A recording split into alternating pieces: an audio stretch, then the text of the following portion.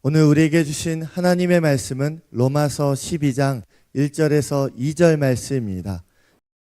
그러므로 형제들아, 내가 하나님의 모든 자비하심으로 너희를 권하노니 너희 몸을 하나님이 기뻐하시는 거룩한 산 제물로 드리라. 이는 너희가 드릴 영적 예배니라. 너희는 이 세대를 본받지 말고 오직 마음을 새롭게 함으로 변화를 받아 하나님의 선하시고 기뻐하시고 온전하신 뜻이 무엇인지 분별하도록 하라. 예수님 믿고 구원받은 게 얼마나 큰 축복인지, 또 하나님께서 이런 축복을 주시기 위해서 일찍이 우리 민족의 복음을 증거하게 하시고 이 복음이 지금까지 확장되었습니다. 1세기에 일어났던 이 복음의 역사가 수많은 세기가 지나가면서 이 복음이 우리에게까지 전달되었습니다. 그리고 이 내용도 사실은 일찍이 오래전에 기록된 내용이지만 이게 우리는 하나님의 말씀으로 생각하고 또 이 말씀을 받고 적용하려고 합니다.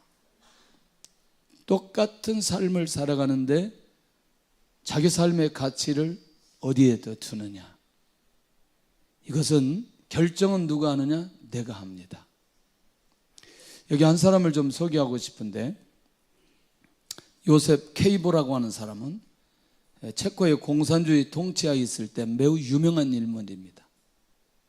왜 유명하느냐? 아버지는 학교에서 공산주의를 가르쳤고 어머니는 예배당에서 예배를 드리고 기도하는 예배자였어요. 당시에 그렇게 예배 드리는 게 활발하지 않았을 그때에 오늘 이 케이보는 어릴 때 주일 아침에 3시간 기차를 타고 프라하로 가게 됩니다. 뭐 하기 위해서? 예배 드리기 위해서. 거기에서 2시간 30분 예배를 드립니다. 그리고 공원에 나와서 점심을 먹고 다시 2시간 30분 예배를 드립니다. 적지 않은 시간이죠? 그리고 그는 다시 3시간 기차를 타고 집에 돌아오게 됩니다. 오고 가고 기차 타는 시간만 6시간. 예배 드리는 시간 5시간. 그럼 몇 시간? 11시간. 그러니까 주일 하루 11시간을 무엇을 위해서? 예배를 위해서 시간을 드리게 되었다. 왜? 이 사람은 예배의 가치가 자기에게 있어서 너무나 중요하기 때문에. 오늘 사실 이 로마서를 보면 굉장히 중요한 원리들이 있습니다. 이 원리들을 오늘 놓치지 않았으면 좋겠는데 9장, 10장, 11장 이걸 정리한 내용을 한번 정리해서 알려드리겠습니다. 바울이 이제는 하나님께서 구원하시는 일에 유대인과 이방인 구별이 없어졌다. 이거는 우리 주님이 이 땅에 오신 사역이고 하나님의 계획이기 때문에 특별히 이제는 하나님의 역사적 계획 안에서 부르심을 받은 사람만 존재한다. 즉 새 이스라엘인 누구예요? 그러니까 누구다? 이방인, 유대인 상관없이 누구든지 예수 그리스도를 믿으면 하나님의 영원하신 약속에 참여하게 된다. 구분이 없었다. 종족, 인류. 자, 여기까지 가는데 그렇다면 이제는 돌 감람나무, 참 감람나무 구분이 없어졌는데, 그래서 이제 모든 그리스도인들은 인종과 상관없이 주님 안에서 한 가족이 되었다. 한 가족이 되었다. 지금 그걸 계속해서 얘기하고, 그래서 이방인 복음화, 동족 복음화 동시에 다 이루어져야 된다. 그러니까 이방인이 예수님 믿었다고 해서 우월하지 말고 유대인이 예수님 믿었다고 해서 우월감을 가지지 않고 모두 다 그리스도 안에서 한 가족이 되었다. 자, 여기까지 어렵지 않죠? 그렇다면 이 공동체가 가져야 될 아름답고 귀한 영적인 자세는 하나님의 거룩을 이루며 하나님의 백성으로 살아가야 된다는 거예요. 자, 너무나 추상적이죠? 하나님의 거룩을 이루며 하나님의 백성으로 살아가야 된다. 그러면 어떠세요? 하나님의 백성은 누구의 통치? 하나님의 통치. 누구의 말씀? 하나님의 말씀. 누구 앞에서? 하나님 앞에서. 이게 이제 하나님의 백성으로 살아가야 된다는 원리입니다. 그래서 12장, 13장은 이제 지금 로마서 12장, 13장은 나와 하나님께 대한 자세와 그 다음에 교회, 그 다음에 사회 또는 국가, 이웃과의 관계를 말씀하고 있습니다. 지금부터 이제 눈이 열려야 됩니다. 자, 나와 하나님의 관계가 무너졌는데 그 사람이 교회 세우기가 어렵습니다. 나와 하나님과의 관계가 무너진 사람은 사회를 변화시키기 어렵고 국가와 나와의 관계를 정립할 수가 없다. 나와 하나님의 관계가 제대로 이루어지는 사람들은 이웃과의 관계 속에서 반드시 열매를 맺게 되어진다. 그러니 그 모든 것들 중에 가장 중요한 핵심은 나와 누구와의 관계, 하나님과의 관계가 너무너무 중요하다. 이게 지금 12장, 13장의 비밀입니다. 나와 누구와의 관계? 하나님과의 관계. 그러면 나와 하나님의 관계 속에서 가장 첫 번째 하나님 앞에 나가야 하는 것 중에 한 가지가 뭐냐면 하나님께서 기뻐하시는 산제물의 예배자로 사는 것이다. 이게 지금 첫 번째예요. 1절 한번 보겠습니다. 시작. 그러므로 형제들아 내가 하나님의 모든 자비하심으로 너희를 권하노니 너희 몸을 하나님이 기뻐하시는 거룩한 산 제물로 드려라.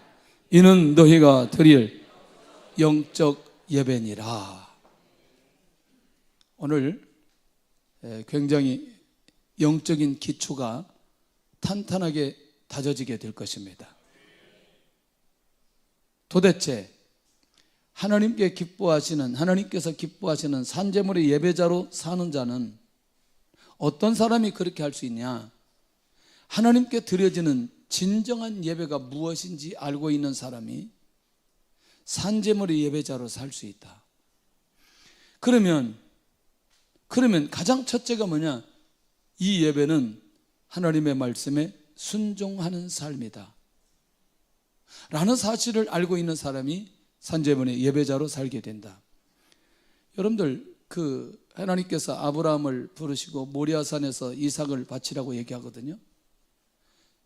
아브라함이 아무 얘기도 없이 이삭을 데리고 모리아산에 올라간 건 아니죠. 이 예배는 하나님이 누구에게 아브라함에게 직접 말씀하셨습니다. 가인과 아벨, 광야, 레위기, 민수기 모두 다 이 예배를 어떻게 드려라 하나님이 직접 말씀하셨다는 거죠. 그러니까 내가 하나님 앞에 예배를 드린다는 건 하나님의 말씀에 순종하는 의지가 내 안에 있기 때문에 하나님 앞에 예배를 드리는 것이다. 그러니까 예배는 하나님의 말씀에 순종하는 것이다 라는 사실을 알고 있는 사람이 산제물로 하나님 앞에 예배를 드리는데, 두 번째는 예배는 영혼뿐만 아니라 육체도 드려야 된다. 이게 굉장히 중요하죠. 이게 무슨 얘기냐면 예배는 전인격적인 삶의 고백으로 하나님 앞에 드려질 때에 하나님께서 받으신다. 예배 시간에 우리가 앉아 있는데 똑같이 그냥 우리가 보편적인 얘기를 좀 해볼게요. 예배 시간에 하나님 앞에 앉아 있는데 생각은 다른 데 있는 거죠. 그리고 예배 시간에 아예 자리에 있지 않고, 그 다음에 예배 시간에 졸고 있고, 그 다음에 예배 시간에 말씀을 받지 않고, 그러니까 결국 내가 내 모든 것, 육체나 영혼이나 마음을 하나님 앞에 드려진 게 예배라는 사실을 알고 있는 사람이 산제물의 예배자로 삶을 살아갈 수 있다. 근데 이게 이해가 되지 않으면 내 영혼, 마음, 육체 하나님 앞에 왜 드려야 되지?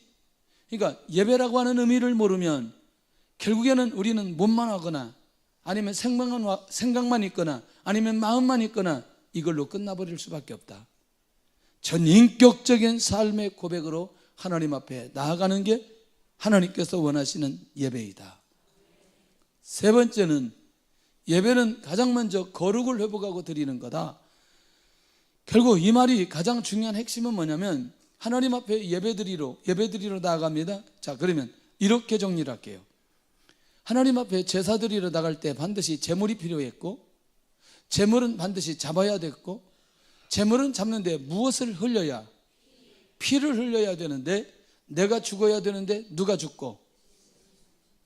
아니지, 우선 제물이 죽고, 제물이 죽고 피를 흘려야 나의 무엇이 해결되고. 그런데 예수님이 나를 위해서 십자가에 피를 흘리시고 죽었기 때문에 내가 예수님을 믿음으로 말미암아 내 죄가 해결된다는 거죠.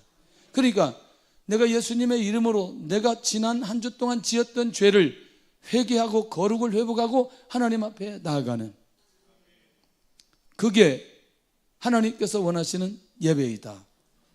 네 번째는, 예배는 하나님을 영화롭게 하는 거다. 자, 아브라함에게 예배를 드리도록 누가 말씀했어요? 하나님이 말씀했어요. 3일길이나 걸어서 누가 아브라함이 어디까지? 모리아산까지 올라갔어요. 그러면 누구의 말에 순종하기 위해서? 할렐루야.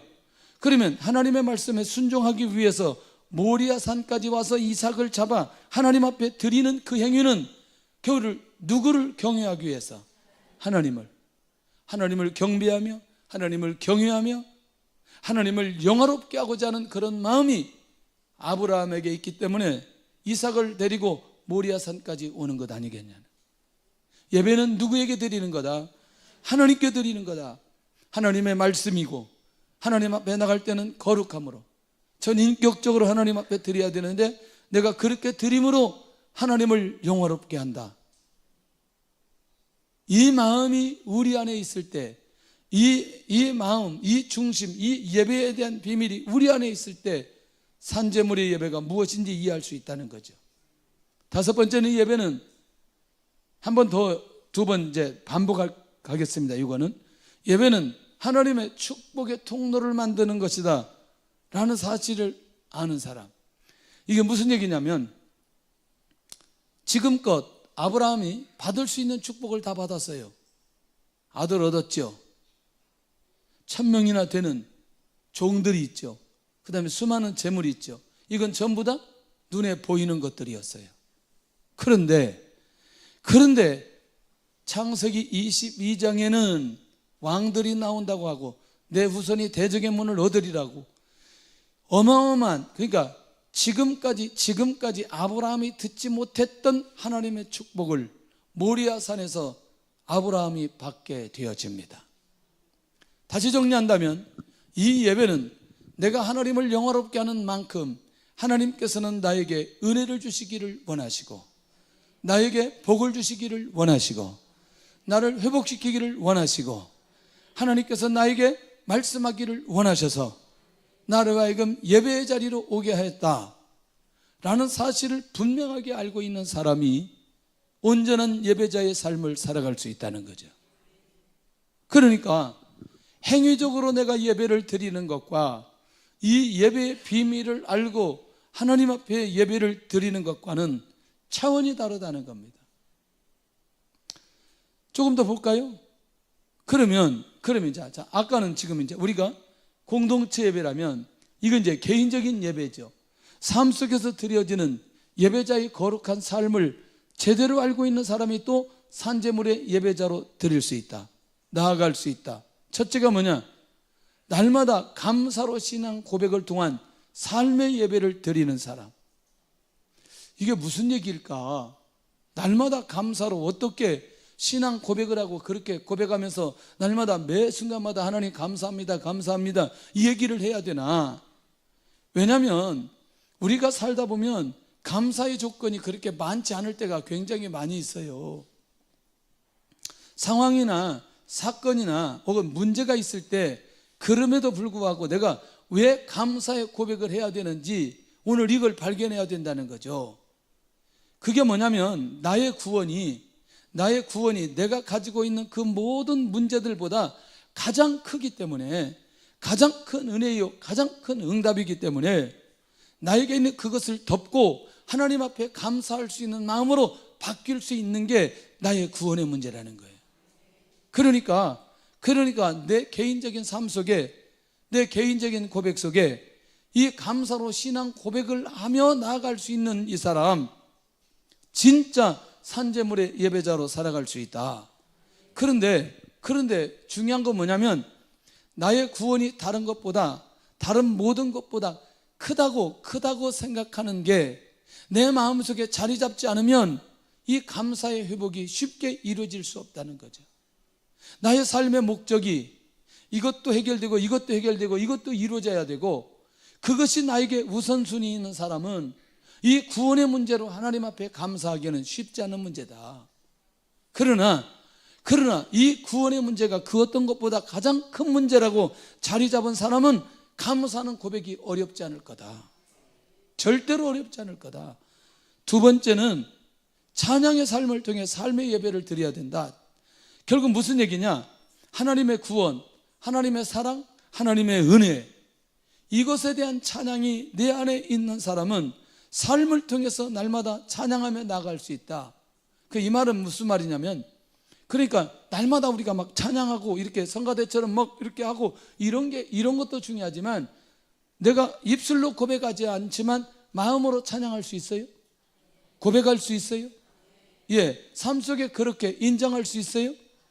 그럼 이렇게 살았던 사람이 시편 23편에 다윗 아니겠느냐?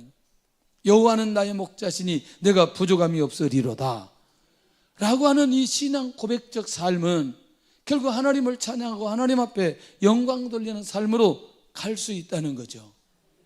지금 초점이 어디에 있어요? 어디에 있어요? 내가 감사하는 대상도 누구예요?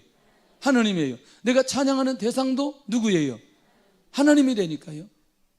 그러니까 오늘도 하나님 앞에서 거룩한 산제물에 대한 비밀이 우리 안에 열려져야 된다는 게, 철저하게 창조주 하나님의 우리의 모든 구속을 계획하시고 집행하신 하나님과 나와의 관계 속에서 이 모든 것들이 열려져야 될 필요가 있다는 거죠. 별것 아닌데 이 영적인 기초가 우리 안에 탄탄하게 되어지잖아요. 이 영적인 기초가 탄탄하게 되면 되어질수록 나머지 삶의 결과가 나온다니까요. 그러니까 모든 인간의 삶의 이유는 하나님을 찬양하기 위함이라는 걸 우리 스스로 인정하고 고백하고 나아가는 그 사람에게 끊임없이 찬양할 수 있는 근거를 그들에게 주신다는 건 굉장히 중요한 거예요. 우리가 이제 예배를 드릴 때 찬양해요, 안 해요?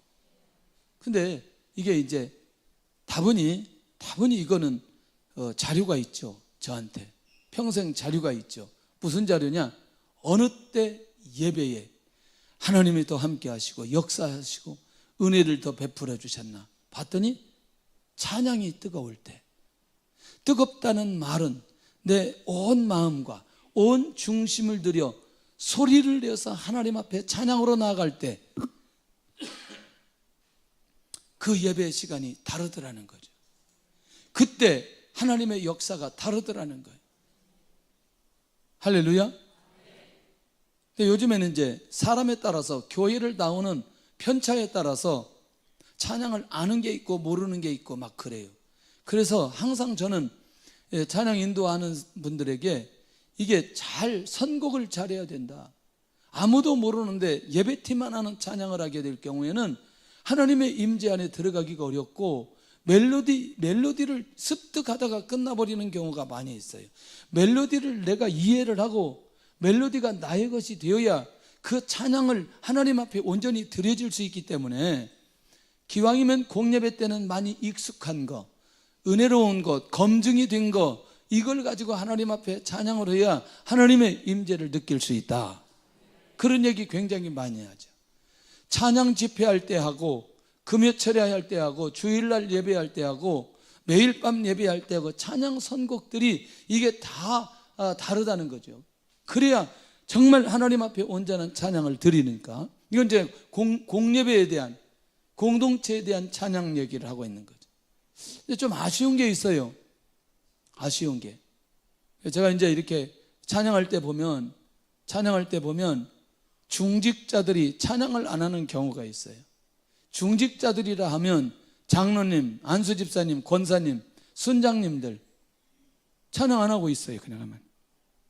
그리고 주부에다 낙서하고 있고 그 다음에 핸드폰 보고 있고. 그래서 나는 주님, 내가 막 마음이 어려워지는 거예요. 이분이 예배 드리러 온 건 사실일 텐데 왜 이렇게 찬양을 안 할까? 근데 기가 막힌 공식이 하나 있어요. 찬양이 잘 올려지지 않잖아요. 말씀이 안 들어가는 거예요. 기가 막혀요. 말씀에 집중을 안 하는 거예요. 왜냐하면 이미 찬양할 때 나의 마음이 중심이 하나님께로 향해졌을 때 하나님께서 나에게 이 은혜를 주시고자 하는 통로가 이미 열려지고 그 과정 속에서 하나님께서 역사해 주시는데 이게 마음의 문을 안 열어놓고 딱 닫아놓고 있으니 하나님의 말씀이 안 들리는 거죠. 이게 나중에 어떻게 이어지는지 한번 보세요. 그러니까 우리 안에서 공동체의 삶 속에서 공동체 예배나 개인적인 예배나 내 안에서 끊임없이 이 부분에 하나님 앞에 드리고자 하는 의지가 내 안에 있는 사람은 언제나 하나님이 함께 하시고 역사해 주시는 것을 보게 되어집니다. 할렐루야. 예를 들어서 차에 딱 가보면 그분이 찬양에 대해서 보편적인 삶 속에 드리고자 하는 사람은 항상 찬양이 흘러나와요. 찬양이 차를 타면. 예. 근데 어느 날 무심코 틀었는데 뽕짝이 계속 나면 아니 그렇게 나올 수 있어요. 이분이 졸려가지고 아까 틀다가 넣었더니 그냥 나올 수 있어요. 그게 아니 그 뽕짝이 나쁘다는 얘기는 아니에요. 할렐루야. 꼭 나쁘다는 얘기는 아니에요 장로님. 예. 꼭 나쁘다는 얘기는 아니에요. 졸릴 때 도움이 되기도 해. 그러나 보편적인 삶 속에 그걸 그 문화가 나를 지배하면 어떻게 되겠냐는 거죠. 무슨 말인지 이해되시죠? 그러니 이게 공동체, 개인 어떤 상황 속에서든지 이 삶이 나에게 체질화되어야 될 필요가 있다. 세 번째, 기도의 삶을 통해서 삶의 예배를 드리는데 기도는 영원히 살아있는 증거이고 호흡입니다. 할렐루야. 기도는 하나님과 사람이 그 기도 안에서 역사적인 만남이 이루어지고 그리고 그 만남 안에서 하나님과 나의 교제가 이루어질 뿐만 아니라 하나님의 능력이 나에게 나타나는 통로가 뭐냐? 기도입니다. 할렐루야. 그러니까 내 삶 전체는 나와 하나님의 관계 속에서 끊임없는 만남이 유지되어야 되고 끊임없는 호흡이 이루어져야 되는데 만약에 기도가 막힌다면 나의 삶 전체를 하나님 앞에 위임하고 하나님의 인도받는 일에 지체될 수 있다. 일단 우리 모두가 기도하는 일에 매우 집중하려고 하고 애를 쓰고 노력하는 건 사실입니다. 그러나 무의식 중에서라도 하나님 앞에 기도하고 인도받는 삶은 매우 귀한 일이다. 할렐루야. 필리핀 그 선교센터를 놓고 하나님 우리 교회뿐만 아니라 다른 교회도 선교의 문이 열려지게 하여 주옵소서. 이거를 제가 소리내서 기도한 게 아닙니다. 마음으로 그렇게 생각했어요. 엊그제 전화가 왔어요. 필리핀에서 우리 아시는 목사님, 선배 목사님, 우리 그 선교센터에 사는 사역들을 좀 보내주세요. 그래요. 무슨 얘기, 왜 그래요? 그랬더니 다른 게 아니고 우리 교회 이번에 단기팀이 17명이 오는데 같이 선교의 비전을 좀 공유하고 싶다. 그래서 제가 한 9가지, 10가지를 적어서 문자로 보냈어요. 문자로 보냈더니 이분도 선교를 많이 하셨던 분이에요. 그냥 하신 분이 아니고 진짜 본격적으로 선교를 많이 하신 분인데 딱 보시더니 너무나 신선하고 좋다고, 너무나 감사하다고, 우리 중직자들하고 이걸 나누겠다고 그렇게 얘기하는 거예요. 근데 이미 이 교회도 우리 교회를 통해서 비전을 붙들고 이미 다른 곳에 선교센터를 구입을 했어요. 거기도 보고 우리도 보고 그러면서 이제 선교의 비전을 나누기를 원하는, 이게 조심스럽게 그냥 마음으로 기도했던 그것들이 하나씩 하나씩 하나씩 확장되어 가고 있다는 게 너무나 감사한 거죠. 결국 뭐냐? 내가 하나님 앞에 끊임없이 감사하고 찬양하고 기도하고, 이거는 나와 하나님의 관계가 열려있다, 닫혀있다? 열려있다. 네 번째가 뭐냐면 전도의 삶을 통해 삶의 열매를, 예배를 드려야 되는데 이게 굉장히 중요한 거 아니겠어요? 자, 지금 이제 우리는 공식적으로 그냥 나와서 전도하자 이 얘기가 아니고 내가 여전히 직장 생활하고 내가 여전히 사업을 하고 내가 여전히 학교에 다니는데 내 마음속에 저 영혼에 대해서 애통하고 저 영혼에게 복음을 전하려고 할 그때에 놀라운 일입니다. 하나님께서 기가 막힌 일을 보여주시는 거죠. 그게 뭐죠? 그 사람을 통해서 내가 하고자 하는 하나님의 놀라운 일들이 진행되는. 혹시 황수관 박사님 아세요? 열차에서 처음에 전도했다는 거 아세요? 모르시죠? 모르시죠? 근데 그거 들었어야 되는데, 저는 정확하게 들었는데, 처음에 차를 타고 열차를 타고 오는데 자기는 항상 뭐가 있었느냐? 전도지가 있었대요.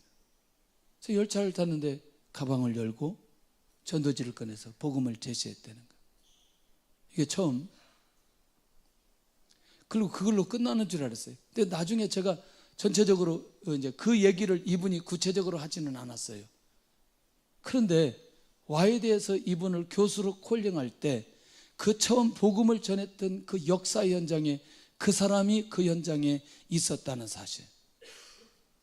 그 얘기를 본인이 얘기하지는 않았어요. 이게 굉장히 중요합니다.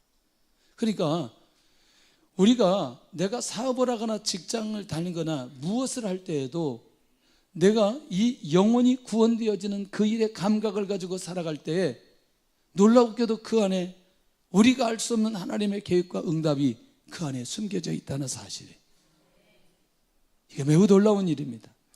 그러니까 전도는 영혼을 살리기 위해서 내 자신이 헌신하지 않으면 안 된다는 거죠. 그러면 내가 전도한다는 건 누구 앞에서? 하나님 앞에서. 기도하는 것도 누구 앞에서? 하나님 앞에서. 하나님을 찬양하는 것도 누구에게 찬양하는 거고, 감사도 누구에게 하는 것이고. 이게 무슨 얘기냐면 우리 개인적인 삶도 나와 누구와의 관계가 열려져야 된다. 하나님과의 관계가 열려진, 이것이 진정한 예배자의 삶을 살아갈 수 있다는 거죠.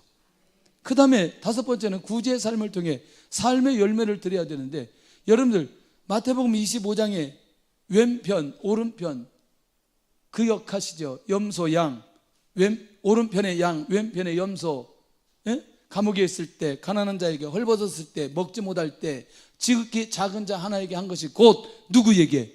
나에게 한 것이라고 주인이 얘기하잖아요. 어제 어느 목사님이 문자를 하나 보냈어요. 문자를 하나 보냈는데 내용인 건 간단히 이겁니다. 구제를 하면, 이제 구제가 딱 아니에요. 그러니까 내가 자원봉사를 하고 다른 사람을 위해서 봉사를 하면 우리 안에 우리가 알지 못하는 게 나온다는 거예요. 그걸 아까 누구는 엔돌핀이라는데 그게 아니고 그게 무슨 게 우리 몸에서 나온다는 거예요. 그게 우리 몸에서 나와서 우리 안에 있는 병균을 다 잡아 먹어버린다는 거예요. 그래서 그걸 자원봉사를 많이 하고 구제를 많이 하는 사람은 가지고 있는 개인적인 질병이 치유되는 확률이 매우 많이 있다는 거예요. 의학적으로 그게 증명이 됐다는 거예요. 저는 그게 하나님의 은혜가 이미 그 사람에게 나타나고 있는 것 아니겠나. 할렐루야. 그래서 교회 청소도 이렇게 막 돌아가면서 하는 것보다 하나님 앞에 헌신하겠다, 내가 그냥 자원하는 마음으로 하겠다, 이런 사람이 1년 동안 하면 훨씬 더 좋아요. 할렐루야. 저는 이 사람은 평생 아프지 않고 하나님께서 건강하게 자자손손 축복해 주실 것이다. 아멘이 계속 줄어드는데 평생도록 축복하시고 역사해 주실 것이다. 그러니까 자원하는 사람 1년 동안 내가 청소하겠다, 내가 자원하는 사람들 5명만 나오세요. 5명. 많이 나올 필요도 없어요. 5명만 마음만 맞으면 순식간에 끝내버려요. 세계적인 인물로 만들어 주실 거다. 2부 때 5명 손 한번 들어봐요. 조용히 저한테 연락해 주시기를 바랍니다. 근데 또 이렇게 은혜를 받고 연로하신 어르신들께서 또 손들고 그렇게 하지 않기를 바랍니다. 그냥 기도나 열심히 해주시고 젊은 우리들이 해야지요. 할렐루야. 구속의 은혜를 거저받았으니 그들에게 거저줘야 되는 거고. 자, 이제 하나 더. 지금 설교를 들으면서 굉장히 걱정하는 분들이 있어요. 언제 둘째나 넘어가냐. 오늘 지금 보통 4번째, 5번째 가는데 오늘 첫째하고 끝날 거냐. 오늘 첫째하고 둘째만 하니까 걱정하지 말고 너무나 설교 들으면서 그것까지 걱정하지 마세요. 이야, 오늘 첫째, 오늘 중으로는 설교 안 끝날 것 같다. 어떤 예배자가 산 제물로 영적 예배를 드릴 수 있느냐. 자, 이제 조금 정리를 더 할게요. 예배는 하나님과 사람이 만나는 시간임을 아는 자다. 결국 뭐냐, 성막을 지켜야 하고 성전을 지켜야 하고 제사를 말씀하시고 또 광야에서 예배 훈련을 하게 하신 결정적인 이유는 하나님이 사람을 만나고 싶은 거예요. 죄인인 우리가 하나님을 만날 수 있는 유일한 길은 제사를 통해서, 예배를 통해서 하나님이 만나고 싶어서. 할렐루야. 그래서 그러기 위해서는 뭐가 필요하고? 제물이 필요하고. 제물은 왜 필요하죠? 죄의 문제를 해결하기 위해서. 결국 죄인이 거룩하신 하나님을 만날 수 있는 유일한 길은 무엇밖에 없다? 예배밖에 없다. 두 번째, 예배는 내가 지은 모든 죄를 용서받는 시간이라는 걸 아는 자가 산제물로 영적 예배를 드릴 수 있다. 이사야서를 통해서 이렇게 말씀합니다. 우리 하나님께 나아오라. 그가 널리 용서하시리라. 할렐루야. 이사야 선지자를 통해서 예배자에게 주실 약속인데, 여러분들 예배를 드릴 때 예수님의 이름으로 하나님 앞에 나아가는데 가장 먼저 우리가 항상 어떻게 해야 돼요? 아까 거룩을 회복하고 하나님 앞에 나아가야 된다 그 얘기했죠. 거룩은 죄의 문제가 해결되는 거고, 죄의 문제가 해결되려면 예수님을 믿어야 되고, 예수님을 믿고 예수님의 이름으로 용서함 받고 하나님 앞에 나아갈 수 있다. 일주일 동안 지었던 죄, 오늘 이 예배를 통해서 용서함을 받고 다시 한 주를 믿음으로 시작한다. 이제부터 중요한 얘기 하겠습니다. 하나님께서 우리를 통해서 일하기를 원하시는 거죠. 근데 우리 안에 뭐가 해결되지 않아요?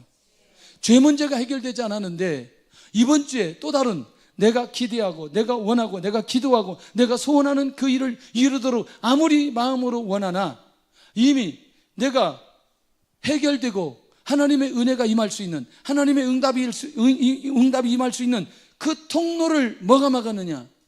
죄가 막았는데 죄를 통해서 막아놓고 나는 계속해서 하나님께서 이번 한 주에 이런 기적과 이런 역사가 일어나기를 기대한다면 가장 먼저 무엇부터 해결해라? 죄부터 해결해야 된다는 거예요.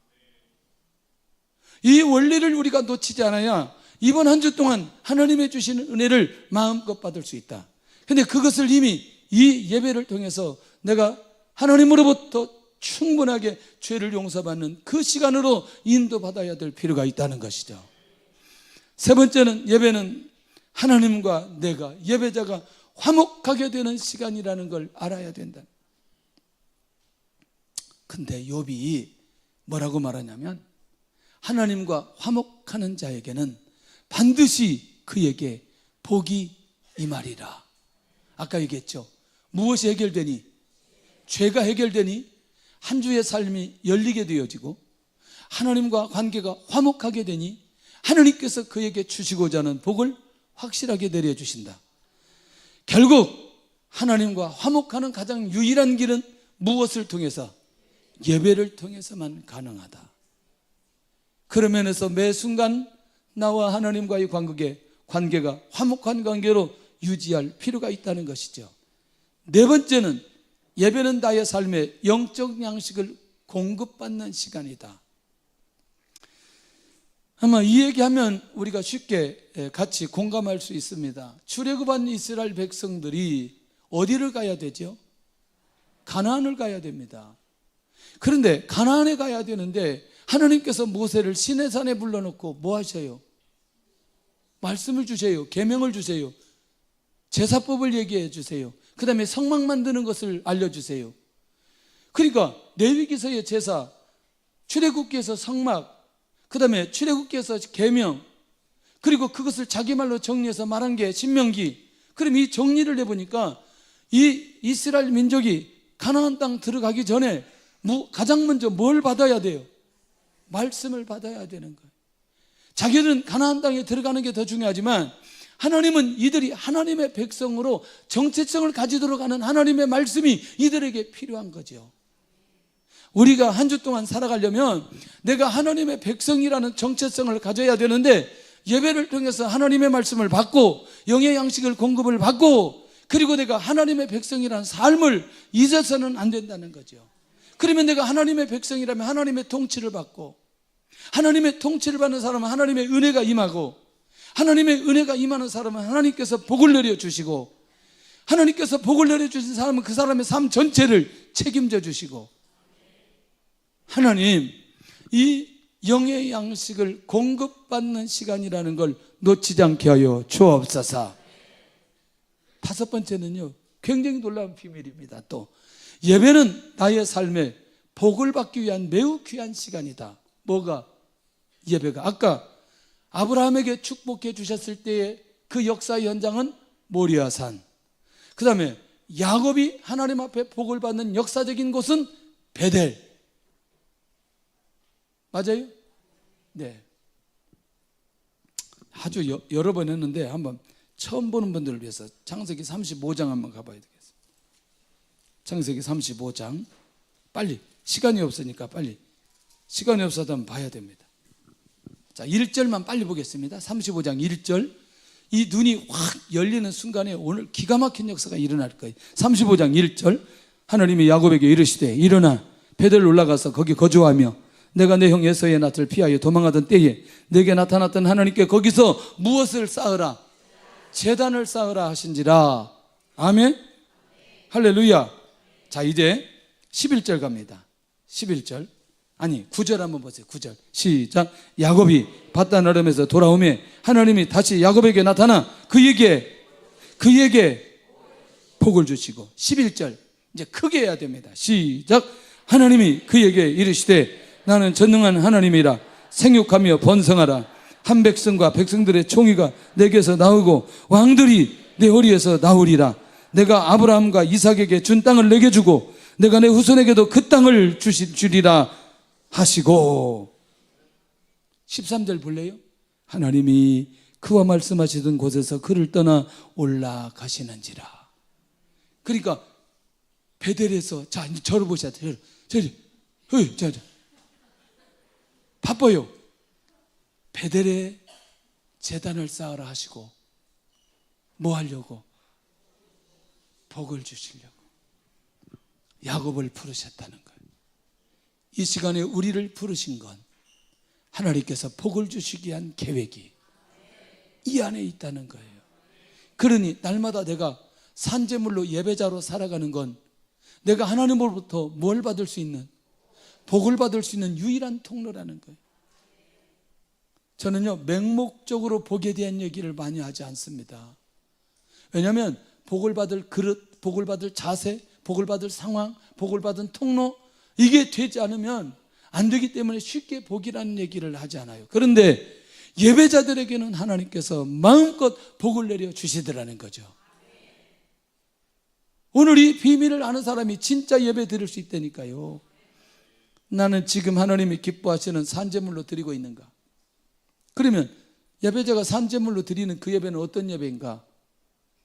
세상에 자신의 몸, 자신의 마음, 자신의 의지, 자신의 가진 소유, 자신의 능력, 그가 가진 비전, 열정, 건강 모든 것을 하나님을 위해서 드리는 것이라는 걸 잊어서는 안 된다는 거예요. 그러니까 이제 정리가 되잖아요.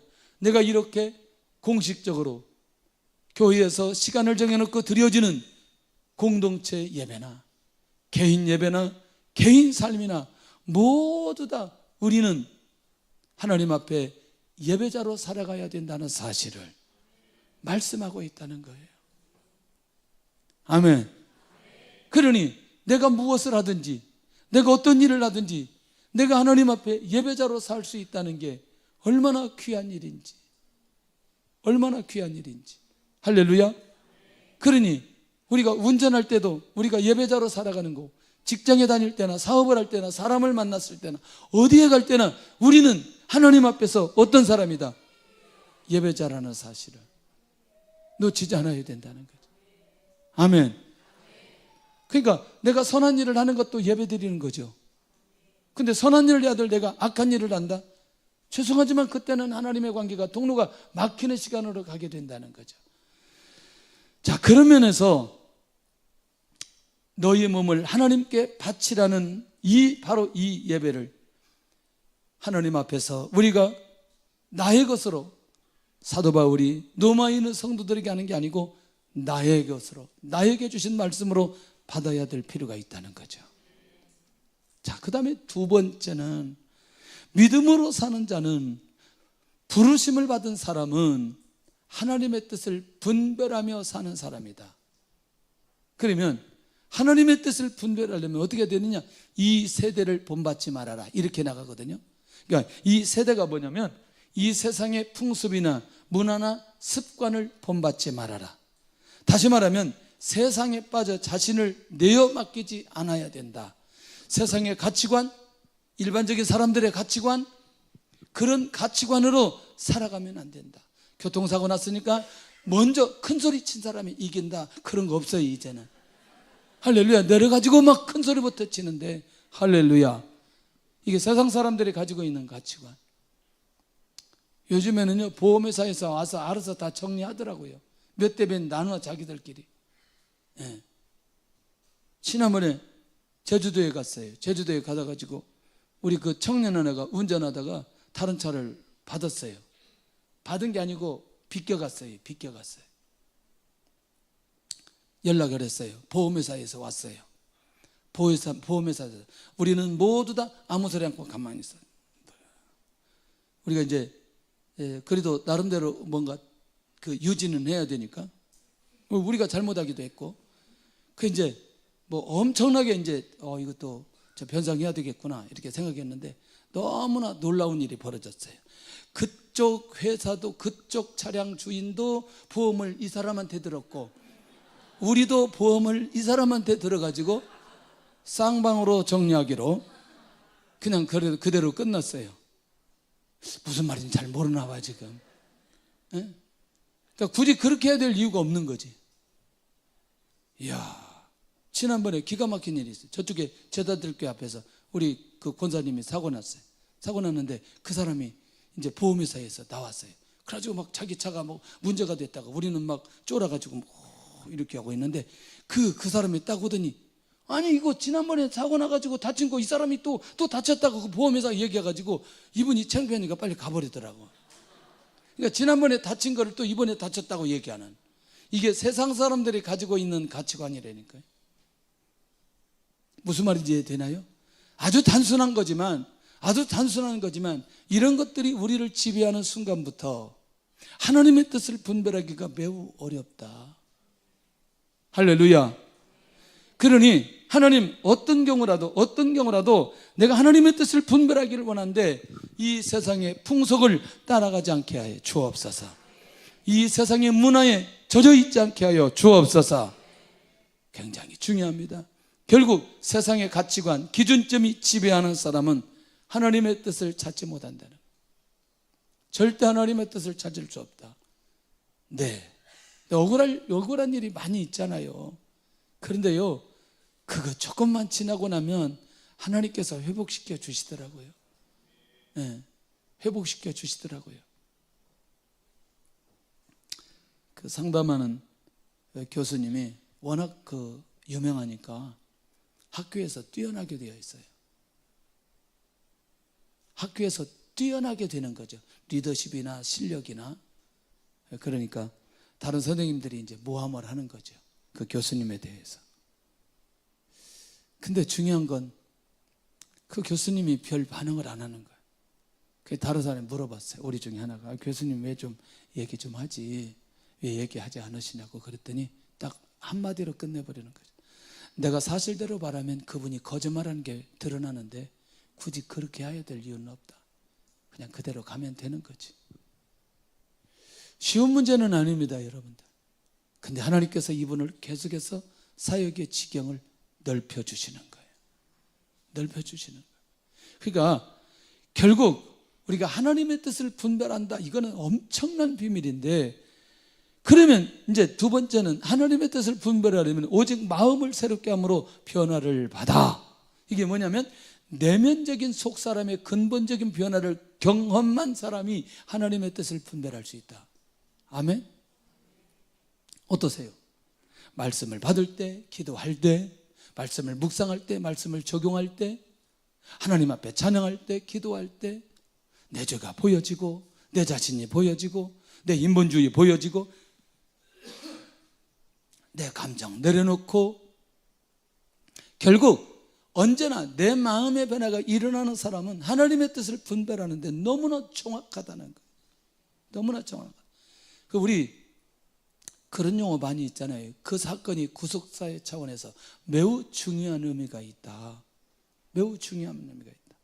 아마 이거를 좀 시간이 넉넉하면 풀어서 설명할 게 굉장히 많은데, 결국 뭐냐면 그래서 마음과 영이 육체의 노예가 되지 않도록 날마다 성령의 역사로, 성령의 은사로 우리가 새롭게 되어지는, 이게 너무나 귀하다는 거죠. 사실은 주일 낮 예배는 일주일 방향입니다. 일주일의 삶의 방향이에요. 근데 이렇게 우리의 내면적인 삶이 근본적으로 변화될 수 있는 예배는 금요일 날 예배예요. 왜? 기도하고 찬양하고 또 말씀 받고 충분히 또 기도하고.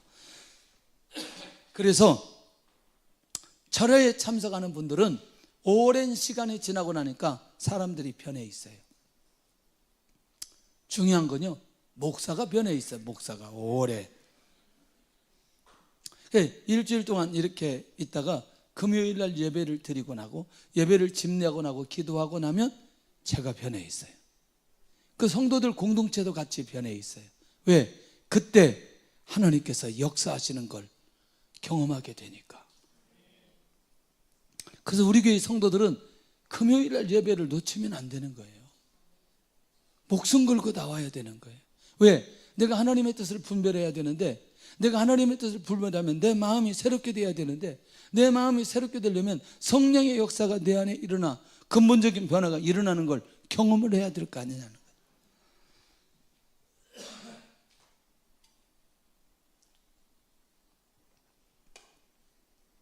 오늘 우리 안에 나는 어떻게 내면의 속사람을 근본적으로 변화시키는지.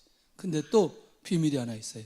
큐티를 제대로 하는 사람은 날마다 내면의 변화를 경험하게 되어져. 매일 경험하게 되어져. 주의 은혜가 있기를 원합니다. 성령께서 주관하는 사람, 성령께서 인도하는 사람, 성령께 순종하는 사람은 반드시 내면적인 변화와 역사가 일어나게 된다. 그러면 하나님의 선하시고 기뻐하신 것이 무엇인지 알게 되어진다. 하나님이 가장 기뻐하신 것은 세상을 사랑하고 세상 가운데 있는 영혼이 하나님 앞에 돌아오는 겁니다. 무슨 얘기냐? 요한복음 3장 16절입니다. 하나님이 세상을 이처럼 사랑하사 누구를 주셨으니? 독생자를 주셨으니 누구든지 저를 믿는 자는 무엇을? 영생을 얻게 하려 하심이니라. 요한복음 3장 16절은 성경 전체의 핵심입니다. 이게 하나님의 선하신, 하나님이 기뻐하신 뜻이 이미 그 안에 다 들어있어요. 이거보다 더 감격적인 게 어디 있을까? 그래서 지금도 하나님께서 기뻐하신 사역을 분별하는 것은 어렵지 않다는 거죠. 오늘도 하나님 앞에 부르심을 받은 사람은 하나님의 뜻을 분별하며 살아가는 우리 모든 성도들이 될 수 있기를 원합니다. 세상의 가치관이 있지 않게 하시고 날마다 마음의 변화가 일어나서 하나님의 뜻을 분별하는 우리 성도들이 되기를 원하는데, 나는 하나님 앞에서 산 제물로 드리는 예배자인가? 나의 삶 속에서 하나님의 선하신 뜻을 분별하고 있는가? 하나님의 뜻을 분별하는 영적 시선을 가지고 있나? 우리 찬양하면서 예물 드리는 시간을 갖겠습니다.